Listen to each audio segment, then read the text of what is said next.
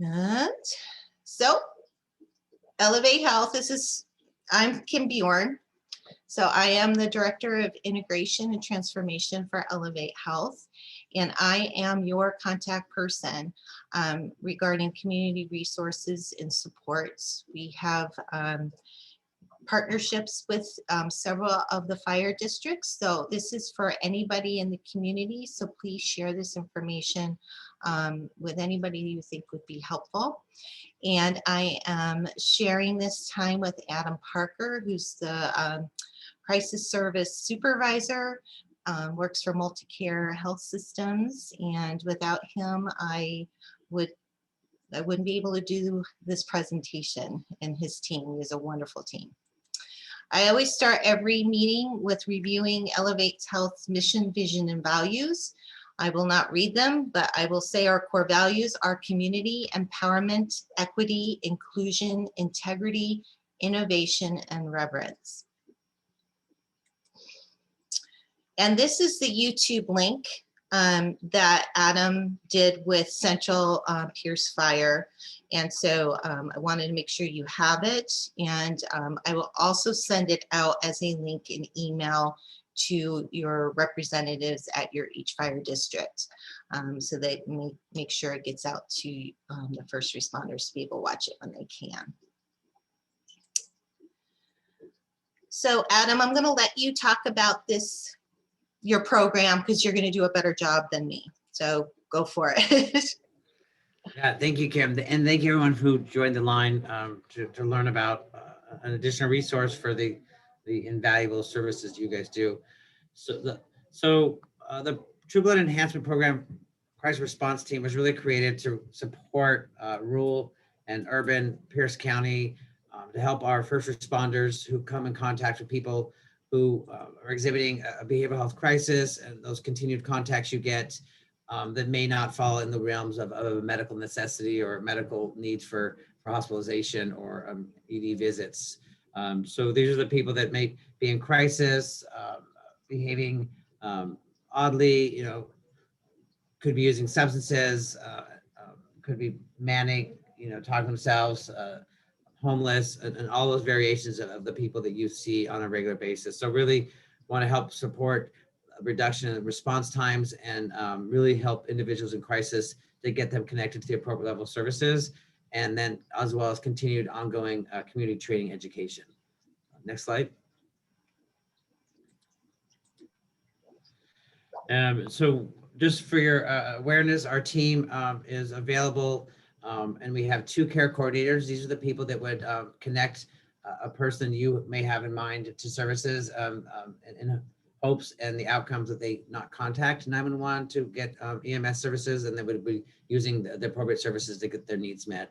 We also have a crisis intervention therapist who can do that mental status exam and really evaluate the person on the scene and really support them in and through their crisis. We also we have added a designated crisis responder. That's that person that is able to do that involuntary assessment. The person that would, if the person reaches that level of risk, whether either gravely disabled or endanger themselves or others, that they would have the ability then to place them in a psychiatric hospitalization for up to 5 days for observation. We also have a peer specialist, and peer specialists are amazing people who are recovery oriented. They will be able to kind of really partner with families and the client to really kind of connect with them in ways that maybe clinicians or psychiatrists or care coordinators aren't able to, given the lived experience. We also have a emergency med appointments for psychiatric medications, or what I should say, a psychiatric medication appointment. We have 4 hours a week.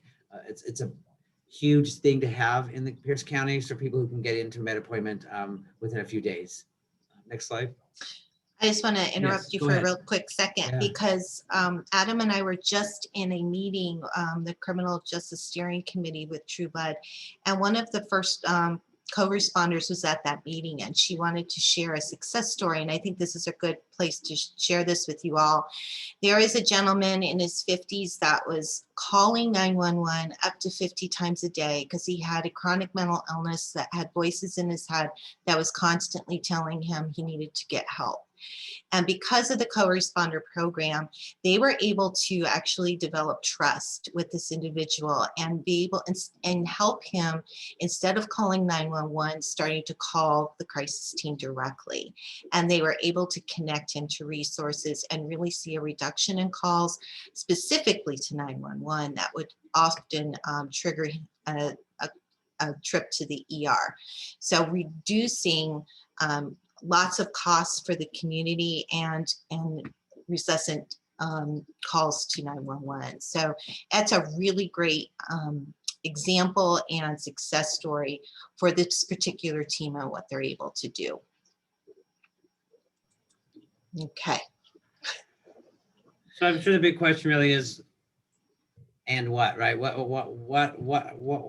can you guys do for me when I'm on scene and I have someone who's exhibiting A, B, and C, and how can I attend to that? So really what happens is, if you have somebody that's who would need a behavioral health screening or assessment or linkage to services, and you've kind of come out here for the nth time, and you have assessed a medical and that don't really meet a need to go to a hospitalization, you find this is a continuing problem that is most likely resulted to a mental health crisis or substance use, then you would just call the 800-576-7764, and then you would simply just ask specifically for the Trueblood team.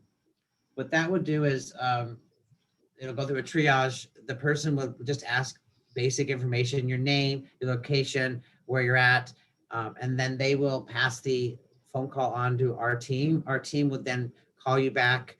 Our response time is less than the whole, we want to get back to you within less than 15 minutes. It's usually faster, and then kind of coordinate with you and then come out there and join you.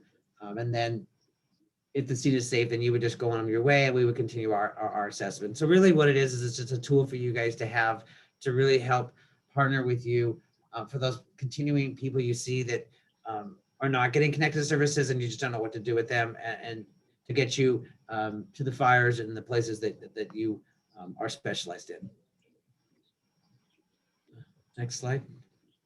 And this is just, yeah, the contact just information. more contact stuff. Just ideally, our immediate team, of course, crisis services is available 24 hours, 7 days a week. Our team specializing to support you that have kind of know about the program and what you guys do are 7 days a week from about 10 to 8 p.m. at night. However, if there isn't somebody specifically there and it's 8:30, we still have a crisis team that can come out and support you. Next slide. And so we're going to shift a little bit and talk about focusing on a positive outcome. And really it's how you respond to people that are in a behavioral health crisis before the mobile outreach team gets there, or the crisis team. And Adam came up with this list and I totally agree with it. And these are things that you are likely already trained in doing, but it's just good reminders. And that is communication, speaking simply and briefly. If you are peppering somebody with lots of questions, it causes more anxiety and potentially people will get more agitated. The people also model what they see, so remaining calm and managing your own emotions. You may be, having a hard time, or this person's really not listening and it's kind of edging you up. Take those deep breaths, calm yourself, ground yourself. Obviously be helpful, respectful, and professional. And the other piece is just willingness to understand and try to help, and not always contradict or try to get the person in a reality moment, because they may be in a very different state of mind. And if you want them to do something, to kind of help guide them there. So just really understanding and empathizing with them and moving slowly. Again, fast actions or it just causes people to be more anxious. Stay positive. Again, be aware of your body language, your body position. Be on it. I mean, you may want to tell them something to try to get them moving along. I think about some, like you get in, you know, promising them that the ambulance is going someplace where it's not, or doing something to try to help coax them, because that will break down and cause that person to be agitated when they realize what is being told to them is actually not happening. And also know when you need to call the mobile crisis team and saying, yeah, we need more help here. Anything you wanted to add, Adam, to this list?